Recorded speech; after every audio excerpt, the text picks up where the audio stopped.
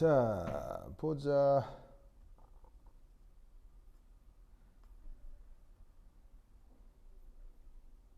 자, 여러분 오셨어요? 자, 사운드 체크. 하나, 둘, 셋, 넷.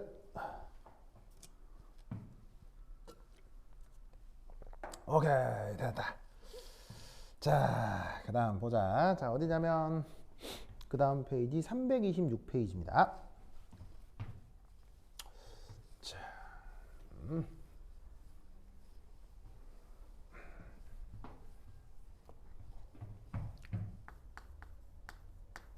6페이지에 교재 7.6 양자수.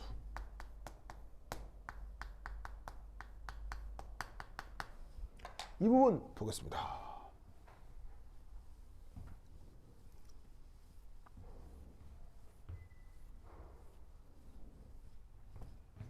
자, 양자수를 영어로 퀀텀 넘버라고 해요. 자, 양자수가 이제 뭐냐, 이걸 좀 살펴보자면 이건데, 파동함수가 나타날 수 있는, 이게 수학적인 표현으로 쓰자면 경계 조건이라고 해요. 경계 조건. 자, 여기 보이시죠? 경계 조건. 그럼 이 경계 조건을 영어로 뭐라고 쓰냐면 바운더리 컨디션이라고 써요. 이제 원래 이거를 우리말로 이제 경계 조건 이렇게 번역을 하는 건데, 저 경계 조건에 대해서 여러분들이 이제 딱 그 피부로 느끼려면 여러분들이 그 미분 방정식을 딱 배워보면 돼요. 미분 방정식. 미분 방식 배웠어요? 미분 방식? 사실 뭐 지금 여러분들이 미분 적분 하는 것도 사실은 대단한 건데, 미분 적분 배우고 나면 그 다음 하는 코스가 바로 미분 방정식이라고. 그래서 그게 어디냐면 여러분 학교에서 2학년 2학기 때 개설이 될 거예요.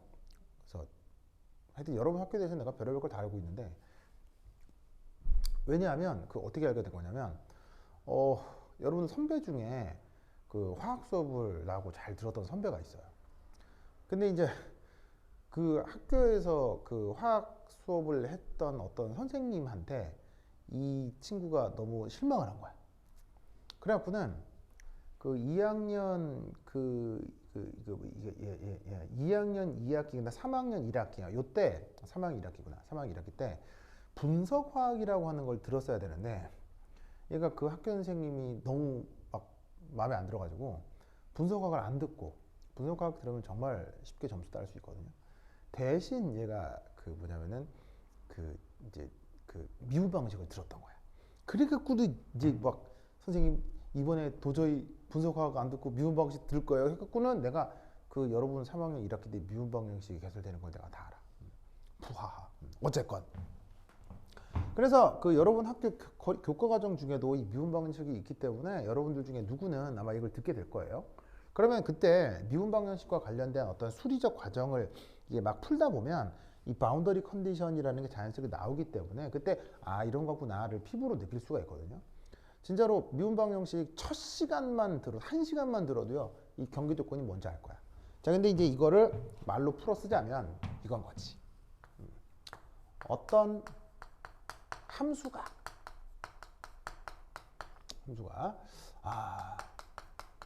존재 가능한 조건을, 그걸 경계 조건이라고 하는 거예요. 그러니까 일반적인 함수의 존재 조건을 수학에서는 경계 조건이라고 하는 것을, 그거를 물리학에서는 파동함수에 대해서 양자수라고 표현을 하는 거예요. 진짜로 어떤 미분 방정식이 있고 그걸 풀어나가는 과정에서 경계 조건을 적용하는 과정이나 파동 방정식을 구하기 위해서 미분 방정식을 풀어가면서 양자수가 도입되는 과정이나 똑같아요. 완전히 똑같아요. 그래서 수학자들이 경계 조건이라고 하는 걸 물리학자들이 양자수라고 하는 것이다. 이 양자수에 대해서 여러분들이 몇 가지를 알아야 되느냐? 4가지를 알아야 됩니다. 첫 번째 1.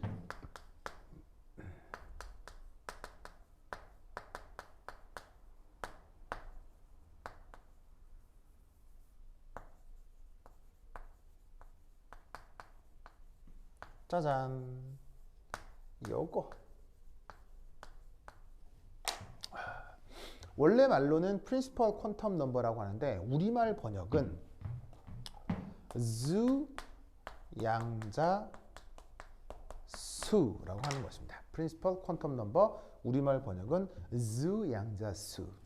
자, 그 기호로 표현할 때는 n 이렇게 표현합니다.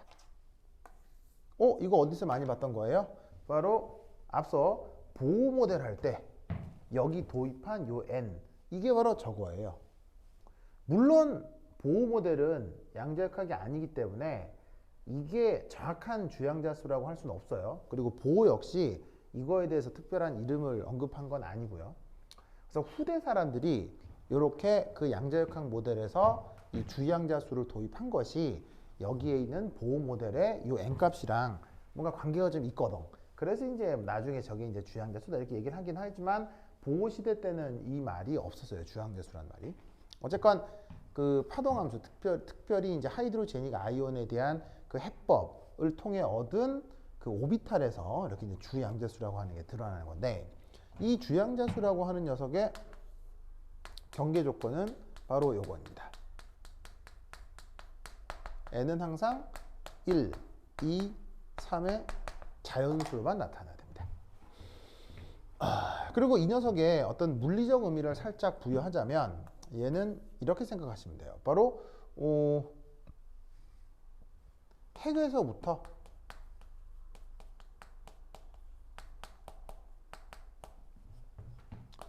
전자까지의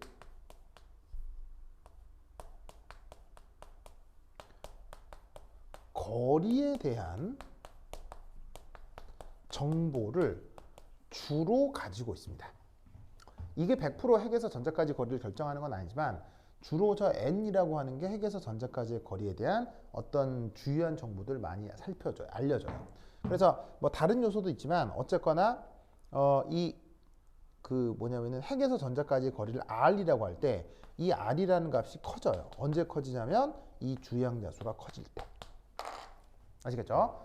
물론 이 핵에서 전자까지 거리에 다른 요소도 영향을 준다고 했어요. 근데 그 요소는 지금 뭐 당장 아실 필요는 없고 어찌됐건 주양자수가 커질수록 핵에서 전자까지의 거리, 이걸 r이라고 할 때 이 같이 커진다. 이런 정도의 의미가 있다라고만 우선 생각을 합시다. 자, 그 다음 두 번째는 자, 원래 표현은 앵귤러 모멘텀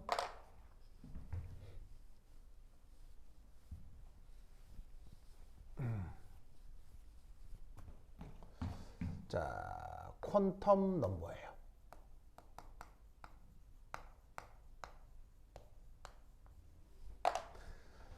그래서 영어 표현으로는 앵귤러 모멘텀 퀀텀 넘버인데 그 우리말 번역은 얘를 각 운동량 양자수 이렇게 표현합니다.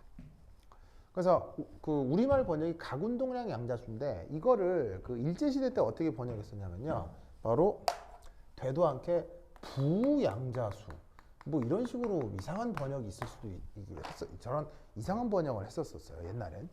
그래서 아마 여러분들이 만날 몇몇의 그 번역서에는 뭐 혹은 뭐 하이탑 이런 뭐 고등학교 뭐 이렇게 그 책에는 부양자수라는 표현이 있을 수도 있는데 이건 일제시대의 표현입니다. 그래서 전혀 뭐 쓸데가 없는 표현인데 그러니까 원래 표현은 이거고 좀 제대로 비슷하게 번역을 하려면 각 운동량 양자수다 이렇게 이제 번역을 하셔야 돼요. 자, 기호로 표기할 때는 자, 알파벳 L로 많이 표현을 합니다. 그러면 이 녀석의 성립 조건 어떻게 되냐면 바로 0부터 시작합니다. 그리고 1, 2, 3 해서 n-1까지 이렇게 된다는 것을 알 수 있습니다. 그래서 여기 잘 보시면은 이 가군동량 영자수는 보시다시피 요렇게 주양자수에 종속되는구나. 요걸 알 수가 있습니다. 주양자수에 종속된다. 자, 이때 요 가군동량 양자수 0, 1, 2, 3에 대해서 관습 표현이 있거든요. 그 관습 표현이 어떻게 되냐면 가군동량 양자수가 0일 때는 우리가 S라고 얘기를 하고요. 1일 때는 P, 2일 때는 D, 그리고 3일 때는 F라고 하는데 뭐 이 이유는 굳이 모르셔도 상관없어요. 그리고 뭐 시험에는 뭐 요거 SPD 요 정도만 나오기 때문에 가군동량 양자수가 0, 1, 2, 3, 4일 때 관습 표현으로 SPDF라고 표기할 수 있다. 라는 거 꼭 기억해 두시기 바랍니다. 자, 그래서 여기서 보시면 가군동량 양자수가 이렇게 0에서부터 n-1이고 주양자수에 종속돼 있다고 했기 때문에 이게 이제 예를 들어 이렇게 된다는 얘기예요. 만약에 주양자수가 1이다. 그러면 가군동량 양자수는 뭐만 가능하냐? 바로 0만 가능하다는 얘기예요. n에다가 1 넣어봐요. 1 빼기 1은 0이잖아. 그럼 가군동량 양자수는 주양자수가 1일 때 0밖에 안 되는 거지.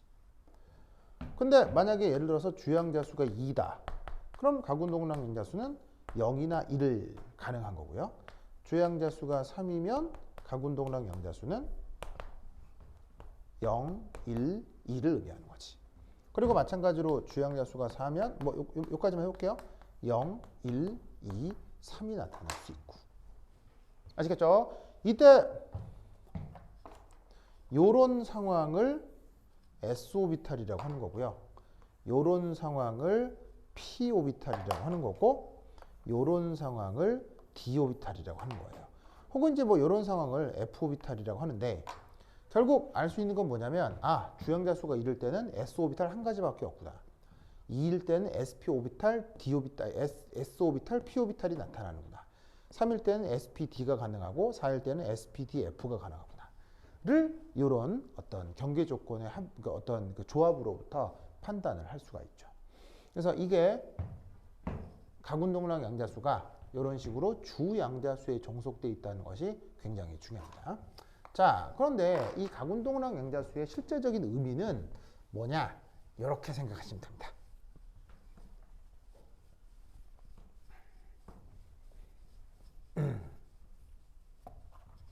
자, 바로 이 L은 핵 주변 전자 존재 영역에 대한 정보를 줄 수 있습니다.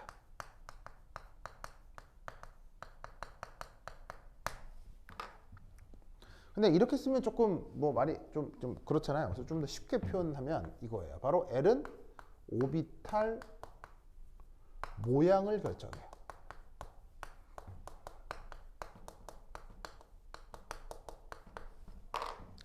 어차피 그 파동함수가 그 전자의 존재 확률에 대한 정보를 결국엔 주게 돼 있죠. 그 파동함수를 크기를 제곱하고 뭐 4파이 r제곱 곱해가지고 뭐 어떻게 이제 수리적으로 처리를 하면 어쨌거나 그 파동함수로부터 전자 존재에 대한 어떤 정보를 확인할 수 있게 된다 이런 말이에요. 근데 여기 있는 L이라고 하는 게 그 핵 주변에 전자가 존재하는데 그게 어떤 영역에서 존재하는지에 대한 정보를 주는 거예요. 그럼 그 덕에 핵 주변으로 전자가 존재하는 영역의 모양을 이 L로 결정을 할 수가 있는 거예요. 그게 이제 어떤 모양이고 구체적인 예시들이 어떤 게 있는지는 조금 이따가 얘기를 해볼 거고요. 아마 뭐 여러분들이 뭐 이쪽과 관련된 그 선행학습이 돼 있다면 무슨 의미인지 아실 수 있을 거예요. 여하튼 요 앵귤러 모멘텀 퀀텀 넘버는 요런 성격이다 라는 거 알아두시기 바랍니다. 오케이, 됐다. 자, 그 다음 세 번째 양자수는 이겁니다. 자, 세 번째는 요거 매그네틱 퀀텀 넘버입니다.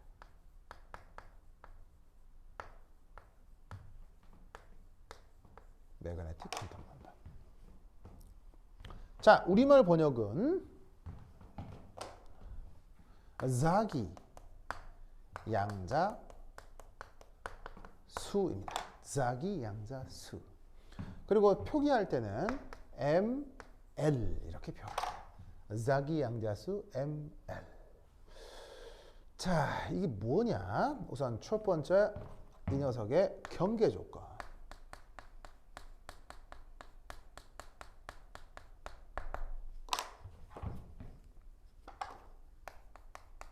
바로 ML은 어디서부터 어디까지만 값이 허용되냐면 바로 마이너스 L에서 요렇게 요렇게 허용이 됩니다. 그러면 이미 선생님 보세요. 이미 이 표기가 이미 나와 있죠. 바로 이 자기 양자수는 가군동량 양자수에 종속되어 있다는 걸 알 수 있어요. 아시겠죠? 그렇죠? 그러면 여기에 있는 이 자기 양자수는 자, 뭐를 결정하느냐? 바로 오비탈의 3차원 배향을 또 결정합니다.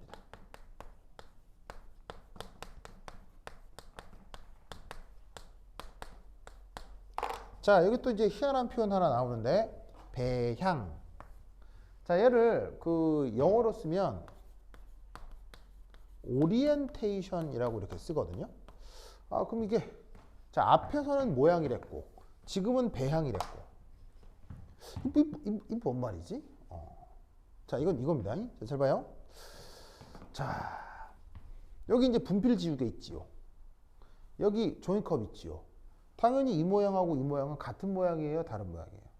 다르잖아. 그러면 이 모양이냐를 결정하는 것은 요 가군동량 양자수가 결정한다는 얘기예요. 무슨 말인지 알겠어요? 그래서 이 가군동량 양자수로 둘 중 어떤 게 딱 결정이 됐으면, 그러니까 L에 의해서 이 모양 하나가 결정이 되는 거예요. 근데 이 모양이 지금 이 녀석이 어디에 있어요? 바로 3차원적인 공간에 있잖아요. 그럼 3차원적인 공간에서 이 녀석의 방향성이 이렇게 있을까? 뭐 이렇게 있을까? 뭐 이렇게 있을까? 이런 방향성을 결정하는 게 그게 바로 요 ML이라는 얘기예요. 무슨 뜻인지 아시겠죠? 어떤 차이인지 알겠어요? 그래서 가군동량 양자수 L에 의해서 이 모양이냐 결정이 되는 거고, 결정된 하나의 모양에 대해서 얘가 이렇게 있을 거냐, 이렇게 있을 거냐, 이렇게 있을 거냐는 그걸 ML이 결정하게 된다 이 말이에요. 뭐 뜻인지 아시겠죠? 그렇죠? 그래서 요런 의미다라는 것을 꼭 기억해 두시기 바랍니다. 자, 이때 여기서 요 자기 양자수는 그러면 이제 예를 하나 뭐 들어볼게요. 예를 하나. 그럼 이제 예를 들어서 자기 양자수와 관련해서 예를 들면, 자, 그러면 만약에 L이 1이라고 합시다. 그러면 ML 값은 어디서부터 어디가 되는 거예요? L 1 넣으면 마이너스 1부터 0, 1 요렇게 세 가지 값이 나타나는 거죠. 그러면 이 자기 양자수에 나오는 마이너스 1이다, 0이다, 1이다 요 녀석의 의미를 좀 살펴봐야 되는데, 이때를 어떻게 파악해야 되느냐? 요거예요. 자, 숫자들을 딱 봤더니 아이고 너는 마이너스고 너는 0이고 1이구나. 그러면 이게 무엇이냐 이거. 그러면 마이너스보다는 1이 더 크네? 그럼 크면 더 좋은가? 이렇게 생각하면 안 된다는 얘기예요. 이게 뭐냐면 여기에 나타난 이 자기 양자수들은 그냥 이 하나하나가 무슨 물리적인 크기와 대소로의 의미를 가지고 있는 게 아니고, 이 자기 양자수는 그 자체로 그냥 어떤 이름이에요. 이름. just name이에요. name. 그 말은 무슨 말이냐면 가군동량 양자수가 1일 때 마이너스 1이라는 어떤 이름, 0이라는 어떤 이름, 1이라는 어떤 이름의 방향들이 있다는 얘기예요. 즉 마이너스 1이라는 어떤 방향, 0이라는 방향, 1이라는 방향에 하나, 둘, 셋, 세 가지 방향이 존재한다는 얘기예요. 그거일 뿐이지 그 어떤 방향이 어떤 방향보다 어떤 방향이 더 우세하다, 안 좋다, 나쁘다 이런 의미는 전혀 없다는 얘기예요. 어떤 뜻인지 아시겠죠? 그래서 나타나는 자기양자수가 마이너스 1이다, 0이다, 1이다. 이게 그냥 그대로 놓고 봤을 때 어디가 더 좋고 나쁘다 그런 의미가 아니라 그냥 이렇게 표현되는 어떤 방향의 가지수를 얘기해 주는 게 바로 자기양자수다. 라는 것을 기억해 두셔야 됩니다. 알겠죠? 그래서 요게 여러분들이 기본적으로 알아야 되는 양자수 중 세 가지를 지금 이렇게 표현해 보았습니다. 짜다. 자, 그 다음 한 가지가 더 있어요. 그게 어떻게 되는 건지 또 한번 살펴봅시다.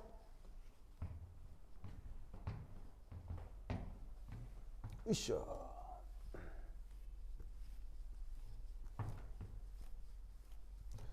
짜자잔. 자, 2, 3 했고 그 다음 네 번째. 네 번째. 자, 네 번째는 뭐냐면 원래 이름이 스핀 매그네틱 퀀텀 넘버라고 하는 녀석이에요. 스핀 매그네틱 퀀텀 넘버. 보이시죠? 스핀 매그네틱 퀀텀 넘버. 자, 이 스핀 매그네틱 퀀텀 넘버라고 쓰고 표기는 어떻게 하냐면요. 이렇게 해요.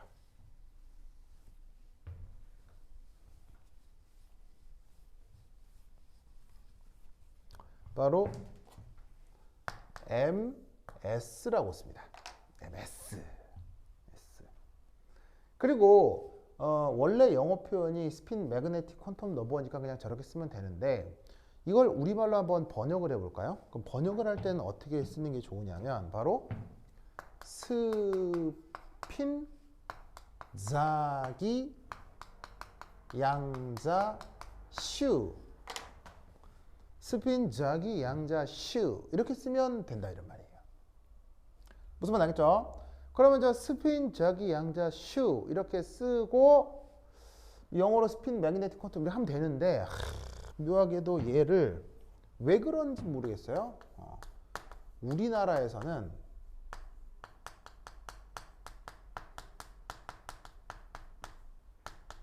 이걸 스핀 양자수라고 번역합니다.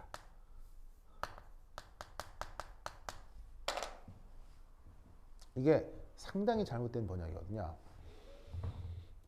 내가 봤을 때는 스핀과 스핀 자기양자수를 구분하지 못하는 데서 오는 어떤 문제가 아닌가 싶은데 여하튼 스핀 자기양자수를 우리 한국에서는 스핀 양자수라고 해요. 내가 봤을 때 매우 잘못된 겁니다. 자, 그럼 이게 무슨 의미냐? 이게 왜 그 뭐 번역에서 이런 문제가 생기느냐 좀 살펴보죠. 우선 첫 번째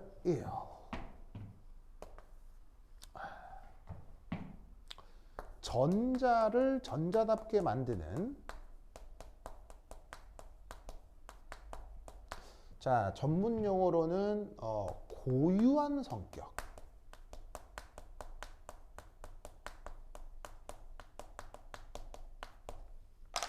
자, 여기 보시면 좀 재밌는 말이죠. 고유한 성격이라는 말이 있죠. 자, 저 고유한 성격 원래 영어 표현은 뭘까요?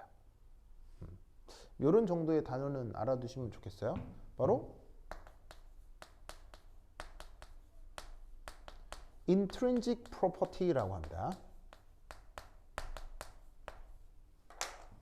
그래서 뭐 property 뭐냐면 성격이라는 단어는 뭐 본 적 있을 거고요. intrinsic 이 단어가 좀 중요한 단어인데 여하튼 뭐 이걸 고유한 이렇게 번역을 합니다. 이게 뭐냐면요. 예를 들어서 이건 거예요. 지문 뭐 이런 거 하는 지문. 그래서 여러분 지문이 있을 거 아니에요. 그러면 지문을 보고 그게 누군지 알아낼 수 있잖아요. 그런 지문과 같은 성격을 intrinsic property라고 해요. 즉 그 성격으로 그 대상을 규정할 수 있는 성격. 그걸 intrinsic property라고 합니다. 무슨 말 알겠죠? 뭔지는 알겠죠? 그러면 이제 아마 여러분들이 뭐 중학교 때 배웠던 어떤 성격 중에 왜 밀도라고 하는 거죠. 밀도. 물질의 밀도는 고유한 성격이어서 밀도를 측정해서 역으로 그 물질이 누구인지 알아볼 수도 있는 거죠. 뭐 그런 것들을 고유한 성격이라고 하는 거예요. 뭔가 알겠죠? 좋아. 그러면 전자를 규정하는 저 고유한 성격에는 뭐가 있겠느냐? 뭐가 있겠느냐? 뭐가 있겠어요? 바로 예를 들어 이런 게 있을 수 있다는 얘기죠. 바로 전자의 전하량. 자, 전자 하나의 전하량의 크기가 얼마 나오냐면요. 1.6 곱하기 10의 마이너스 19승 쿨롱. 그 숫자 있잖아요. 바로 왜 그 밀리칸의 기름 방울 실험. 기억나시죠? 그걸로 전자 하나의 전하량이 결정이 되죠. 그래서 그게 전자 하나의 아주 독특한 전하량이죠. 그 다음 전자 하나의 질량. 요거는 그 톰슨의 비전화 실험으로 알게 된 거 아니에요. 값이 뭐더라? 9.1 곱하기 10의 마이너스 27승 킬로그램. 하여튼 그 31승 킬로그램. 하여튼 그거가. 요건 좀 숫자가 가물가물하구나. 그리고 그거 보고 봐. 그럼 그 알갱이 질량만큼 나타나면 그게 전자라 이런 말이에요. 무슨 말인지 알겠죠? 그런데 이 전자를 규정하는 고유한 성격 중 묘하게도 자체 가운동량이 있어요. 가운동량. 뭐 이런 거 등등등 뭐 이런 성격들이 있어요. 이때 이게 참 웃긴데 왜 이게 웃기냐면요. 세상에 존재하는 입자들 중 인간이 평소에 경험할 수 있는 입자들 있잖아요. 입자라고 하니까 좀 이상한데 우리가 평소에 경험한 뭐 의자, 책상, 자동차 혹은 뭐 또 다른 사람, 뭐 돌멩이 이런 식의 우리의 평범한 주변의 물질에서는요. 자체 가운동량이라는 그런 거 없어요. 그 물체가 이렇게 진짜로 원운동을 할 때만 가운동량이 있는 거죠. 그러니까 원운동 안 하고 가만히 있는데 가운동량이 있다? 없어요. 그런데 전자처럼 조그만 입자들은요. 굳이 얘가 원운동을 하지 않더라도 그냥 존재하는 가운동량이 나타나요. 왜? Nobody knows. 아무도 몰라요. 이게 왜 그런 거냐면 이런 것들이 전부 다 그냥 고유한 성격이라고 했죠. 자, 아까 전자 하나 전하량 얼마라고 그랬어요? 1.6 곱하기 10의 마이너스 19승 쿨롱이라고 했죠. 자, 그럼 전자한테 한번 물어볼까요? 전자야, 너는 왜 전하량이 1.6 곱하기 10의 마이너스 19승 쿨롱이니?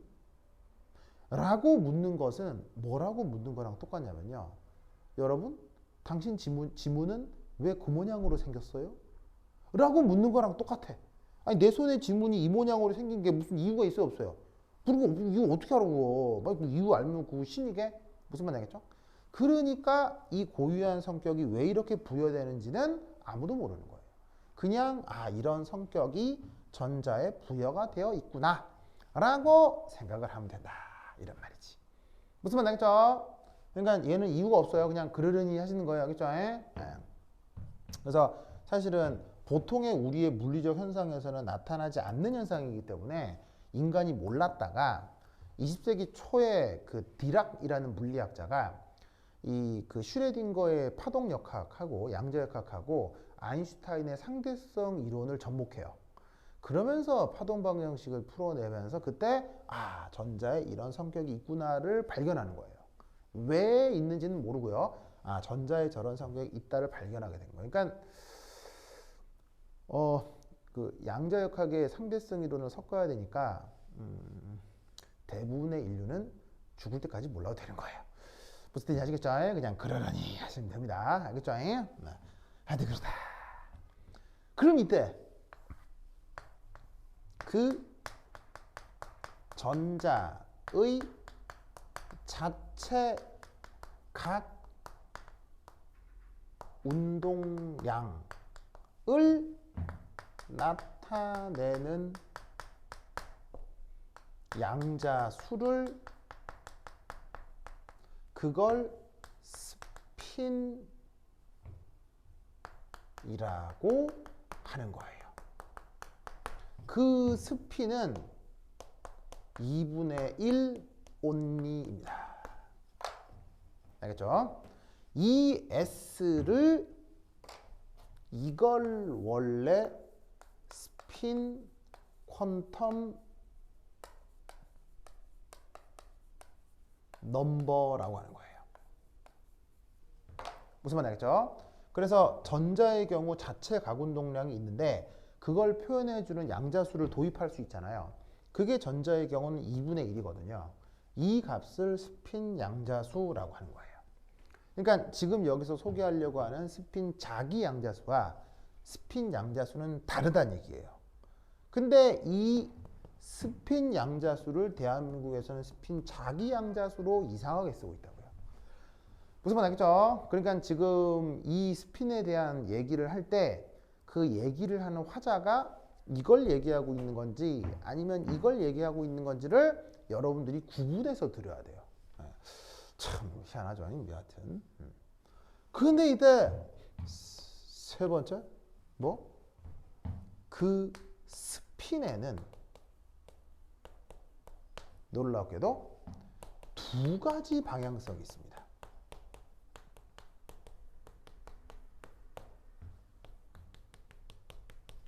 그 방향을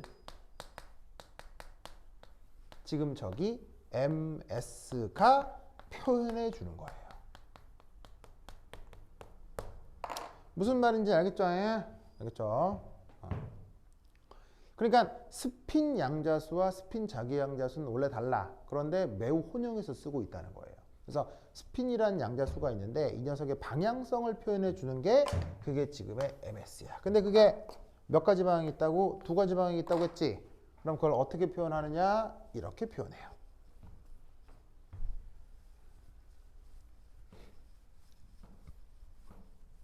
자, A 요렇게 그 두 가지를 그걸 마이너스 2분의 1과 2분의 1로 표현하는 거예요. 알겠죠? 저렇게 두 가지로 표현합니다. 그런데 이게 두 가지잖아. 이 두 가지를 또 표현하는 또 다양한 방법이 있어요. 관습적으로 마이너스 2분의 1, 2분의 1이라고 표현하지 않고 어떻게 표현하기도 하냐면요. 바로 업, 다운이다. 이렇게 표기하기도 하고요. 그 다음 알파다, 베타다. 이렇게 표현하기도 하고요. 그 다음 화살표를 위 화살표, 아래 화살표로 이렇게 표현하기도 해요. 그래서 두 가지 방향을 이렇게 마이너스 2분의 1, 2분의 1, 업, 다운, 알파, 베타, 화살표 위아래 이렇게 다양한 방식으로 표현을 합니다. 희한하죠? 자, 이때 이 표현 방법에 대해서 얘가 이거 이렇게 대응되나? 전혀 그렇지 않습니다.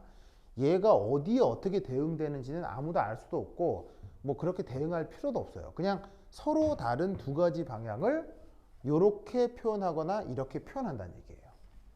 무슨 뜻인지 아시겠죠? 그래서 이게 바로 스핀 자기 양자수예요. 그래서 이것을 스핀 양자수와 구분할 필요가 있는데 근데 일반화학 과정에서는 이게 전혀 나오질 않아요. 일반화학 과정에서는 전혀 나오질 않으니까 그냥 일반화학 수준에서 혹은 뭐 화학원 수준에서 스핀으로 그냥 번역하고 마는 거예요. 무슨 뜻인지 아시겠죠? 그래서 이 MS를 이렇게 표현한다는 걸 기억해 두시기 바랍니다. 오케이, 됐다. 자, 필기 마무리 하시고요. 아이고, 되었구나. 자, 그 다음 327페이지 7.7 오비탈의 모양과 에너지 이쪽으로 한번 넘어가 보겠습니다. 오케이, 됐다. 자, 쓰시고요. 그 다음 칠판 정리하겠습니다.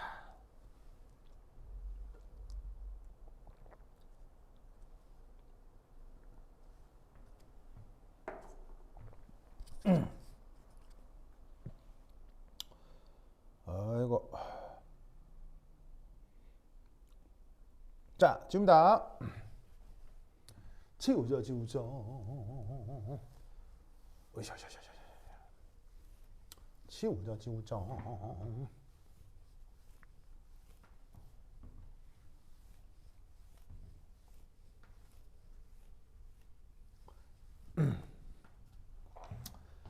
자, 그 다음 뭐냐? 7.7.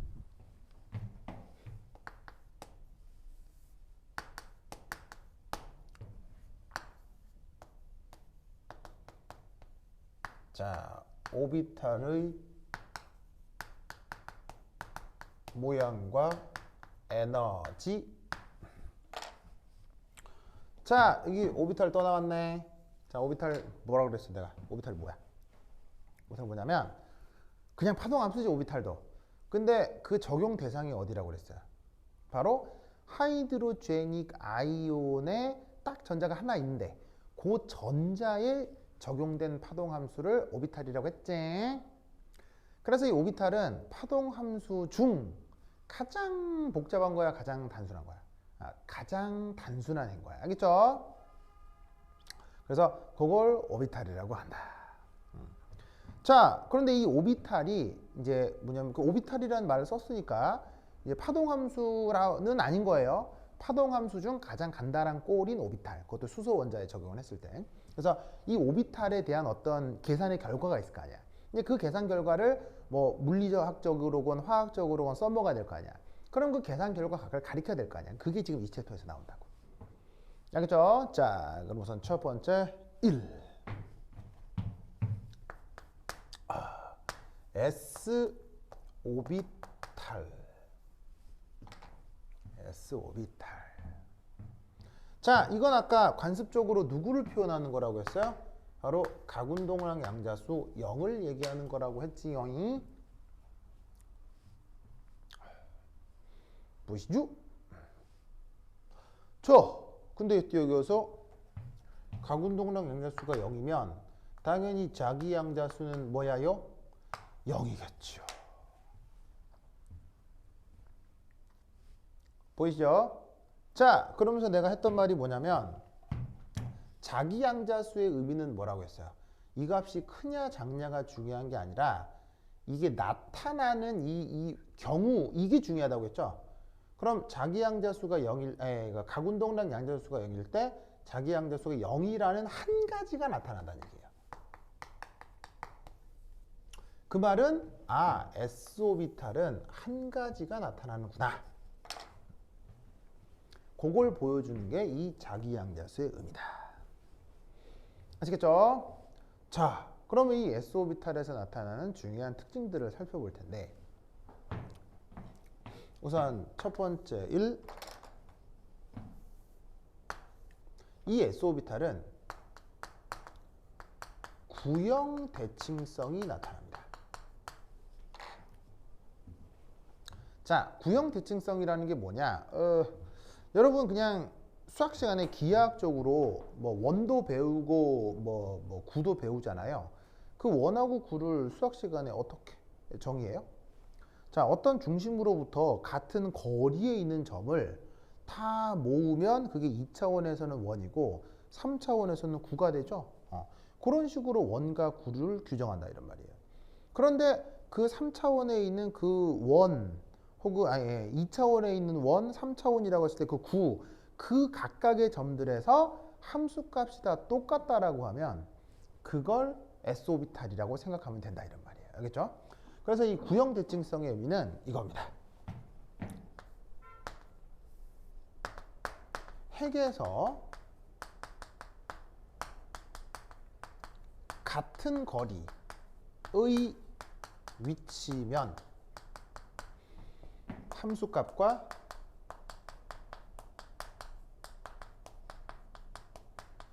전자 발견 확률이 어떻게 된다고요? 이게 같아진다.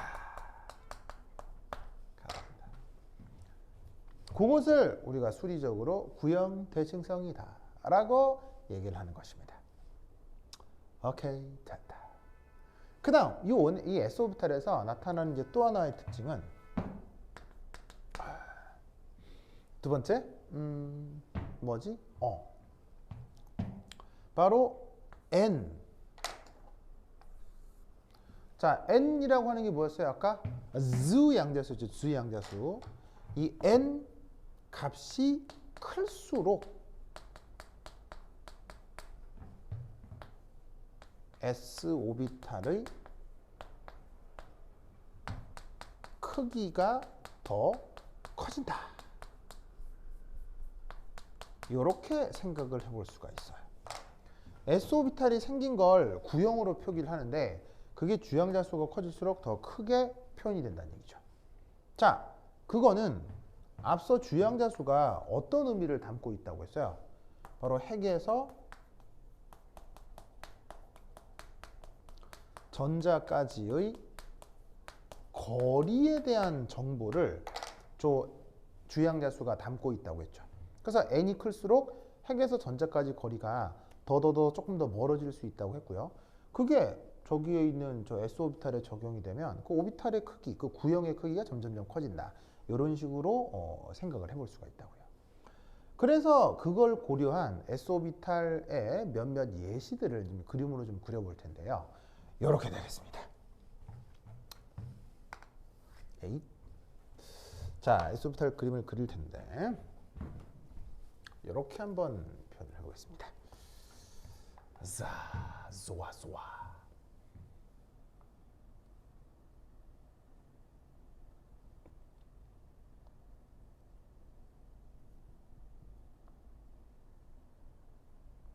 자, 이런 상태에서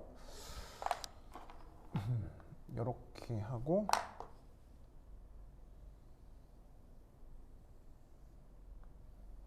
자, 요런 구가 하나가 있습니다. 그리고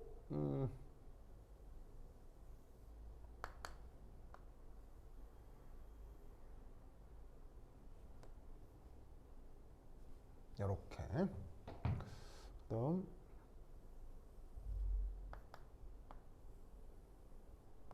이렇게 자, 그다음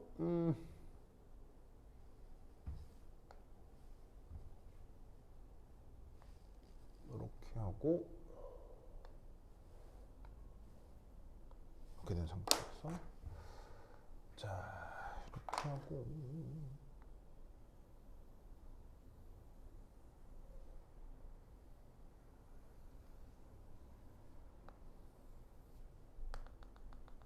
이렇게 아이고.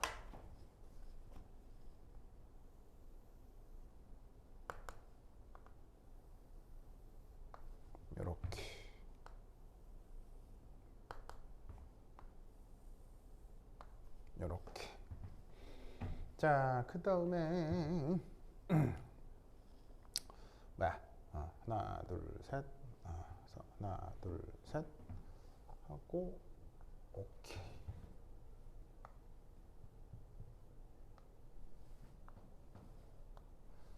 짜자자잔.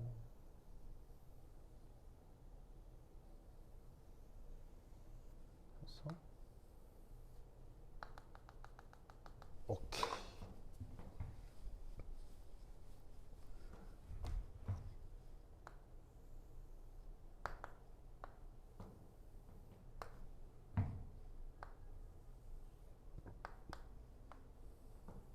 됐다. 자, 이 그림이 되게 중요하거든요. 그래서 이 그림을 잘 그리셔야 되는데 최대한 그림을 좀 널찍하게 그리세요. 조그맣게 그리지 말고. 왜냐하면 이 그림에다가 내가 또 막 설명을 막 써놓을 거거든요. 그래서 그 이런 필기할 때 그 A4지가 있으면요, 그 이런 A4지의 전체 요 폭을 다 활용해서 여기서 여기까지를 그려야겠죠. 조그맣게 막 요만하게 그리지 말고 전체를 요만하게 그려야겠죠. 이 폭이 이렇게 되게. 왜냐면 여기다가 뭘 막 자글자글 써놓을 거야. 자, 어서 그립시다.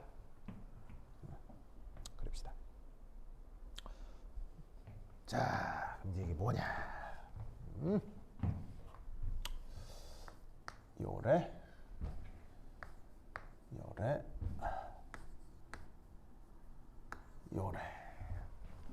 다음에 요래.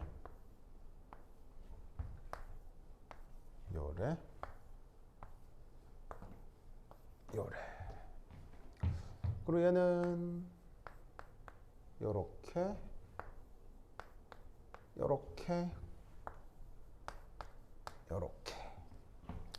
이놈은 요렇게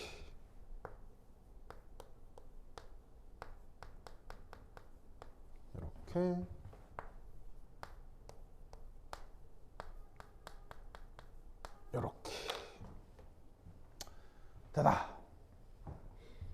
자, 우선 이 왁구 틀을 어서 그려놓으세요.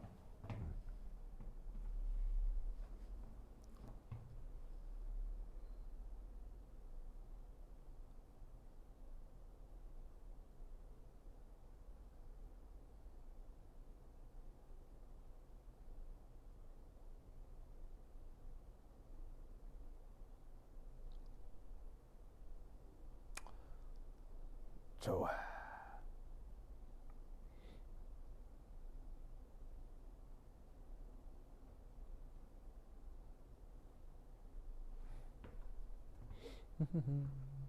자, 다 그린 사람들 손.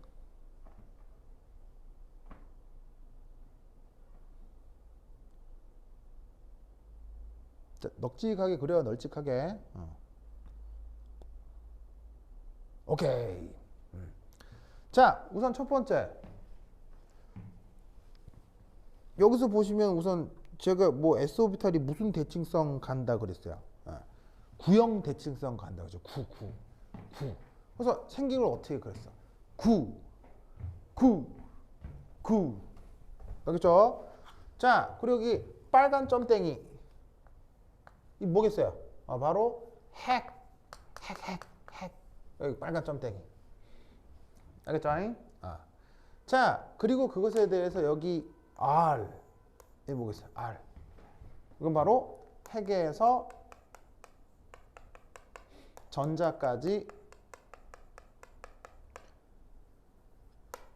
거리. 알겠죠? 핵에서 전자까지 거리. 그것에 대해 여기에 있는 파이 1s. 이거 아까 우리 했잖아요. 바로 그 오비탈의 수식이요. 왜 아까 이런 거 썼잖아요. 뭐 이렇게 루트 한 다음에 파이 a0 3승분의 2대 지수의 마이너스 r분의 a0분의 r. 이런 수식이 있었잖아요. 그 수식 그 자체를 얘기하는 거예요. 알겠죠? 근데 뭐 이 수식 외울 필요는 없다고 했어요. 외울 필요는 없어요. 그냥 이제 그 수식으로 나타나는 걸 이렇게 표현한다 이런 말이지. 그런데 이 오비탈이라고 하는 이 자체는 물리적 의미가 있다 그랬어요? 없다 그랬어요? 물리적 의미가 없다고 했죠? 그래서 그걸 어떻게 바꿔야 돼? 이런 식으로다가 그 파동함수를 제곱하고 제곱 거기에 4파이 r제곱을 곱해라. 그러면서 내가 막 스키장 얘기도 하고 막 했었잖아요. 그 기억나시죠? 얘 이름을 뭐? 얘 이름을 이거 이름을 이 이름을 radial distribution function. 아시겠죠? radial distribution function. 이 radial distribution function 우리말 번역이 방사상 분포함수. 그래서 요 꼭 기억해야 돼요. 방사 방향 그 뭐냐면은 그 확률 밀도 뭐 이런 식으로 표현하기도 하는데 하여튼 그 RDF라고 표현했던 요거 꼭 기억하셔야 돼요. 이게 이제 뭐가 되는 거야? 바로 전자 발견 확률이라고 수능에 나와요. 수능에. 진짜 수능에 이렇게 나와요. 수능 기출에 이렇게 나와. 그럼 수능 기출에 이렇게 나온다는 얘기는 이렇게 쓰면 된다는 얘기지. 알겠죠? 그래서 여기서는 물리적 의미가 없지만 이렇게 바꾼 다음 물리적 해석을 해야 된다. 라고 해서 아까 여기에 있는 1s 오비탈 같은 경우는 그림이 어떻게 됐어? 여기서 이렇게 됐고 여기서 반사방향 확률 분포 어떻게 됐어? 얘를 제곱하고 4파이 r제곱을 곱하면 여기서 해서 요렇게 된다고 했지. 너무 급하게 없어지는데. 좋아. 아시겠죠? 이런 식으로 표현을 했다. 사실 아까 이것도 너무 완만한데. 자, 좀 예쁘게 그리면 이렇게 된다고 했잖아요. 좋아. 그래서 이 그래프의 의미 그런 것들도 아까 조금 설명을 했었어요. 그래서 뭐 이렇게 핵 근처에 전자가 있느냐 없느냐 그런 얘기도 했었고요. 그래서 아마 여기까지 얘기를 했었는데 여기에서 이제 이렇게 확장되는 요 놈에 대한 어떤 개념을 조금 더 알고 있어야 돼. 이때 여기서 이제 또 하나 그 생각해 볼 것은 이겁니다. 요 구형 대칭성과 관련해서 한마디만 더 쓸게요. 자, 여기 지우고요. 내가 다시 한번 쓰겠습니다. 자, 첫 번째 내용 지울게요.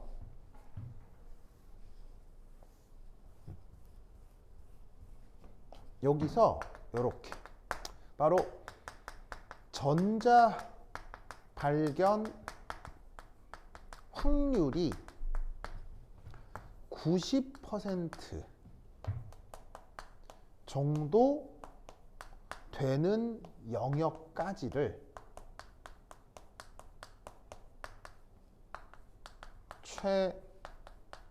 최외곽선으로 표현하는 거예요. 이게 지금 수능에 나오는 얘기예요. 수능에도 이런 정도 나와요. 자, 무슨 말이냐면 지금 얘를 이런 식으로 구형 껍데기로 지금 쓰고 있잖아요. 그리고 있잖아요. 그럼 저 구형 껍데기의 의미가 뭐냐면 바로 그 구형 껍데기의 가장 이 최외곽선까지를 이렇게 연장을 하면 그 구형 껍데기까지의 이 전자 발견 확률 이 값이 뭐가 된다는 얘기예요. 이 값의 면적이 이게 0.9가 된다는 얘기예요.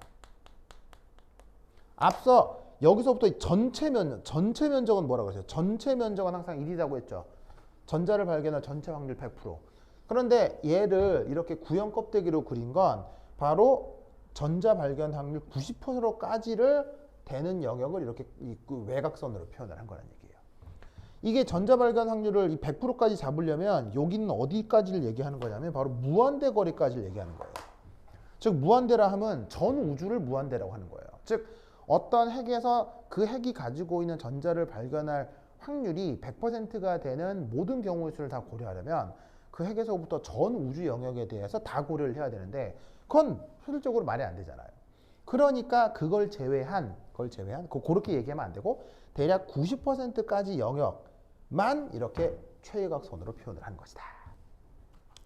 뭐 만나겠죠? 그래서 요것을 지금 이제 우리가 앞서서 얘기를 했고 그것이 지금 1s 오비탈에 대해서만 얘기를 했고 그 다음 2s, 3s로 갈 때 얘가 어떻게 달라지겠느냐 그거를 좀 살펴봐야 돼요. 아시겠죠? 자, 그러면 그 뒤에 내용부터 또 한 10분 쉬었다가 해보도록 하겠습니다. 그럼 여러분 화장실 다녀오세요.